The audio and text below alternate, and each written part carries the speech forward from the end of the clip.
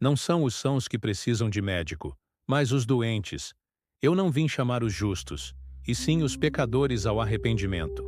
Evangelho de Mateus 9, 12, 13. Ele era um homem de posses, conhecido na cidade e temido por muitos. Seu nome era Mateus, também chamado de Levi, filho de Alfeu. Cobrador de impostos na cidade de Cafarnaum, vivia rodeado por moedas, registros e números. Para os olhos humanos, Mateus era um homem bem-sucedido, mas para os olhos do povo, era um traidor. Trabalhava a serviço do Império Romano, recolhendo tributos de seus próprios irmãos judeus. Os publicanos eram odiados, vistos como corruptos, homens sem alma, que lucravam sobre o sofrimento dos outros. E Mateus sabia disso. Sabia do desprezo silencioso nas ruas, dos olhares de julgamento, das portas que se fechavam quando ele passava. Mas em meio a toda essa solidão, havia algo que ele tentava esconder. Um vazio crescente dentro de si. A vida de Mateus parecia completa: dinheiro, influência e segurança. Mas à noite, quando o som das moedas cessava e o silêncio tomava conta da casa, algo dentro dele o inquietava. Havia uma voz interna, quase sussurrada, que o fazia se perguntar: será que é só isso? Ele via o sofrimento das pessoas, via as lágrimas dos pobres quando entregavam o pouco que tinham, e mesmo assim continuava a recolher, porque era o seu dever, sua obrigação perante Roma. Mas no fundo, sentia vergonha. Uma vergonha que ele disfarçava com ouro, mas que o ouro não era capaz de apagar. Foi nesse estado de alma, dividido entre o peso da culpa e o desejo de redenção, que um dia ele conheceu Jesus. Era uma manhã comum em Cafarnaum. O sol nascia sobre o mar da Galileia, e as ruas começavam a se encher de gente. Pescadores voltavam de suas jornadas noturnas, mulheres iam ao mercado, e Mateus estava sentado em sua banca de impostos, contando moedas e registrando valores. Era apenas mais um dia, até que algo extraordinário aconteceu. Jesus passava por ali. Já era conhecido na região. O rabi que curava os enfermos, que pregava com autoridade e falava de um reino que não era deste mundo. Mateus o observou à distância, talvez com curiosidade, talvez com culpa. E então, num instante, seus olhos se cruzaram. Jesus parou diante da banca. Olhou para Mateus não como um pecador, mas como um homem digno de amor. Não o julgou, não o condenou, não lhe fez perguntas sobre o passado. Apenas disse duas palavras que ecoariam por toda a eternidade: segue-me. Aquelas palavras quebraram algo dentro de Mateus. Foi como se o tempo tivesse parado. Ele olhou para as moedas à sua frente, frias, sem vida, e depois olhou para os olhos daquele homem, cheios de misericórdia. E sem hesitar, ele se levantou. Deixou tudo para trás. Naquele gesto simples, levantar-se, havia uma revolução. Mateus abandonava o ouro, o poder e o conforto para seguir um homem pobre, sem posição, mas com algo que nenhuma riqueza podia comprar: a presença viva de Deus. A partir daquele momento, sua vida se tornou outra. O publicano odiado se transformaria em discípulo amado. O cobrador de impostos se tornaria escritor do Evangelho. O pecador encontraria o perdão. Mais tarde, Mateus ofereceu um banquete em sua casa para Jesus e seus discípulos. Muitos cobradores e pecadores estavam presentes. Era um gesto de alegria, de gratidão, de alguém que havia sido encontrado pela graça. Mas os fariseus, observando de longe, murmuraram: como pode o mestre comer com pecadores? Jesus ouviu e respondeu com uma das frases mais profundas do Evangelho: não são os sãos que precisam de médico, mas os doentes. Eu não vim chamar os justos, mas os pecadores. Essas palavras marcaram para sempre o coração de Mateus. Ele compreendeu, enfim, que Deus não escolhe os perfeitos. Ele transforma os dispostos. Mateus passou a acompanhar Jesus em suas viagens, ouviu suas parábolas, presenciou milagres e aprendeu o que é o verdadeiro reino. Viu o Mestre multiplicar pães, andar sobre as águas, curar os cegos e trazer de volta à vida aqueles que estavam perdidos. E em cada gesto, em cada palavra, Mateus via um novo sentido para a existência. Durante o tempo com Jesus, aprendeu que o verdadeiro valor de um homem não está no que ele possui, mas no que ele é capaz de entregar.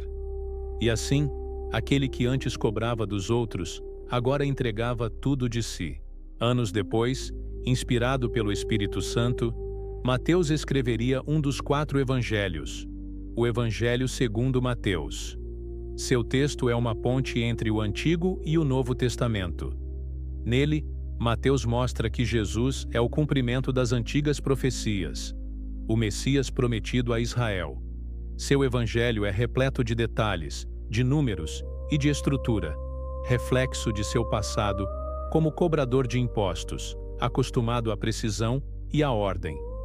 Mas, mais do que isso, é um evangelho escrito por alguém que conheceu o perdão de perto. É no Evangelho de Mateus que encontramos o Sermão da Montanha, onde Jesus proclama: "Bem-aventurados os pobres de espírito, porque deles é o reino dos céus." Essas palavras, vindas do homem que um dia foi rico em bens, mas pobre em alma, carregam um poder ainda maior.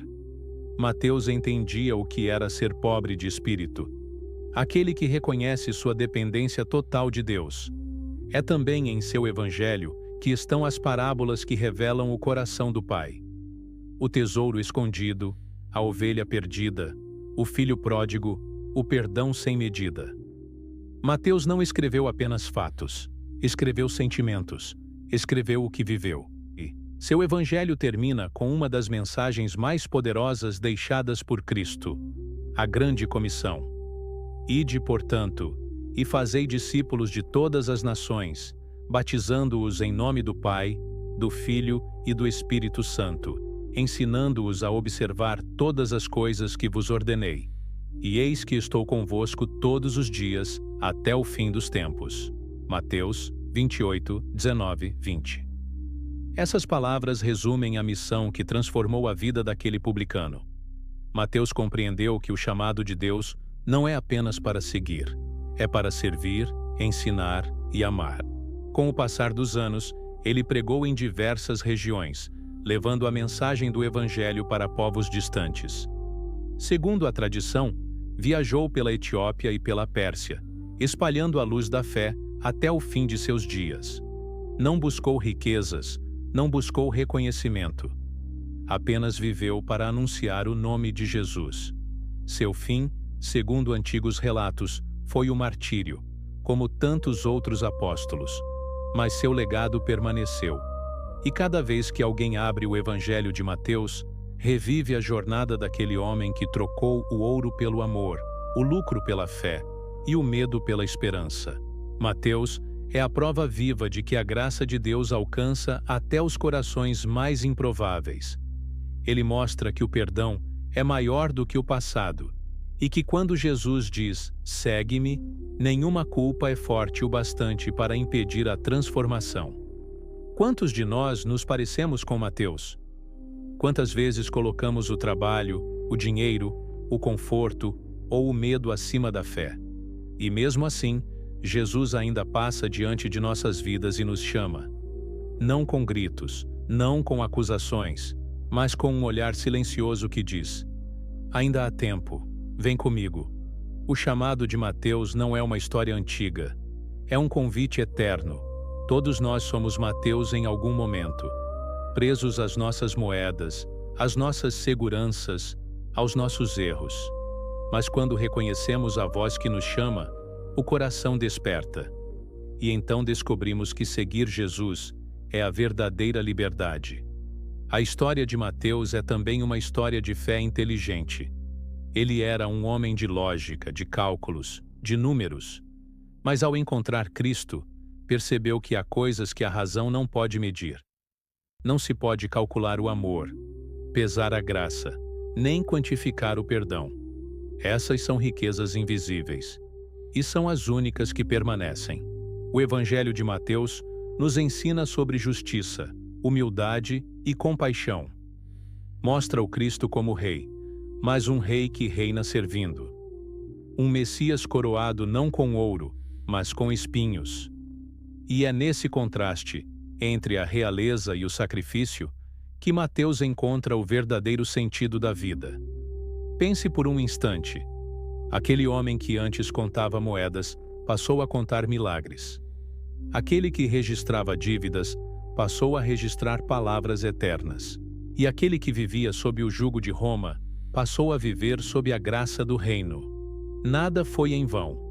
Cada lágrima, cada erro, cada arrependimento se transformou em testemunho. E é isso que torna a história de Mateus tão poderosa. Ela mostra que ninguém é inútil aos olhos de Deus. Deus pode transformar um cobrador de impostos em evangelista. Pode transformar o que o mundo rejeita no instrumento mais precioso da sua palavra. Ao olhar para Mateus, aprendemos que seguir Jesus exige coragem. A coragem de deixar tudo, inclusive o próprio ego. Mas também aprendemos que essa entrega nunca é perda, porque o que se perde é terreno e o que se ganha é eterno. No final, Mateus descobriu que a maior riqueza não está nas mãos, mas no coração. Não é feita de ouro, mas de fé. E essa é a lição que ecoa até hoje em cada linha do seu evangelho. Buscai primeiro o reino de Deus e a sua justiça, e todas as outras coisas vos serão acrescentadas. Mateus 6:33. Mateus nos ensina que há um tempo para tudo. Um tempo de acumular e um tempo de entregar. Um tempo de errar e um tempo de ser perdoado. Um tempo de ser chamado e um tempo de responder.